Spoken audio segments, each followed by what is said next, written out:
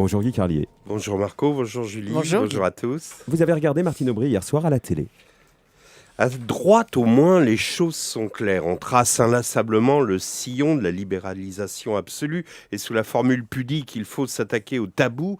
On privatise à tout crin et on le fera jusqu'au bout, jusqu'au moment où le mot client aura totalement remplacé le mot usager, jusqu'au moment où le mot nationalisation ressemblera à une grossièreté. Bon, de temps à autre, lorsque le système financier est en déroute, lorsque le cynisme est trop visible, la droite dit par politesse, il faudra moraliser le capitalisme, mais on sait bien que ce n'est qu'une posture destinée à calmer le bon peuple et qu'on va inexorablement vers un chacun pour soi et un tout pour l'argent.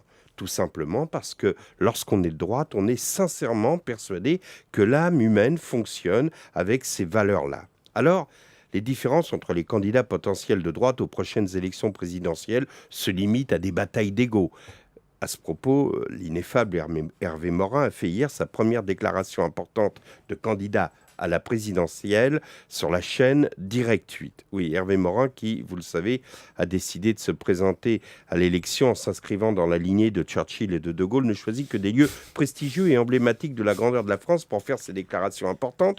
On se souvient de ses vœux qu'il a adressés à la France dans sa cuisine vosgicale. Là, il avait une déclaration importante à faire. Il a choisi Direct 8 et il prononcera son prochain discours de politique générale au bar tabac loto tac au tac plat du jour le balto de la porte de Clignancourt. Donc hier, Hervé Morin a déclaré « Si Villepin est centriste, moi, je suis le pape ». Il y avait déjà le film Léon Morin prêtre, maintenant on a Hervé Morin pape. Sérieusement, à droite, disais-je, les choses sont claires et la seule question qui se pose est « Pouvons-nous échapper à cet avenir-là » Alors, on regarde à gauche. Hier, Martine Aubry était l'invitée de Michel Denisot sur Canal+.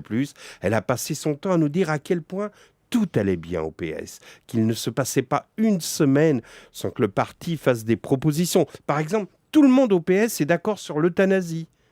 L'harmonie la plus complète règne au sein du Parti socialiste et on saura au mois de juin qui sera le champion désigné, qui portera bien haut le programme socialiste à l'élection présidentielle. Enfin, elle sera au mois d'octobre. Alors, Martine, c'est vrai, vous avez raison. Les candidats déclarés, Oui, en tout cas au mois de juin et en octobre, le champion. Alors Martine Aubry, sauf le respect que je vous dois, laissez-moi vous dire que je crois que vous vous foutez du monde. Non, parce que moi, j'ai entendu DSK déclarer qu'il n'y avait pas de dogme en matière de retraite. C'est-à-dire qu'en gros, il approuvait la réforme mise en place par la droite. J'ai entendu Manuel Valls affirmer qu'il fallait déverrouiller les 35 heures. Et j'ai entendu Arnaud Montebourg dire... Oui, là, avant de citer Montebourg, je vous conseille de prendre une aspirine. J'ai entendu Arnaud Montebourg déclarer « Sur le plan social, je suis socialiste. Sur la démocratie, je suis mendésiste. Sur l'économie, je suis modem. Sur la mondialisation, je suis démondialisateur. » Hier soir, Jean-Michel Apathy, étonné tout autant que je le suis, vous a demandé, Martine Aubry, « Ah bon, il y a un programme socialiste. » Et là, on pensait que vous alliez nous donner au moins quelques grandes lignes d'un projet qui pourrait donner de l'espoir à ceux qui souffrent. Mais surprise par la question, vous avez juste répondu « bon ». Tiens, Quel écoutez. est celui qui est le mieux à même de porter notre projet? Après, vous savez, de savoir si... C'est le projet du Parti socialiste. Bon. Bon. On a l'impression que vous disiez à Apathy, je vous en prie, arrêtez de plaisanter. Non, il ne plaisantait pas, Martine. Et c'est là qu'on a compris que le PS ressemble à ces courses cyclistes sur piste où chacun fait du surplace, vous savez, en attendant que le premier démarre pour que les autres s'engouffrent derrière lui en profitant de l'aspiration. Comme disait Bourvil, c'est ça qui est triste.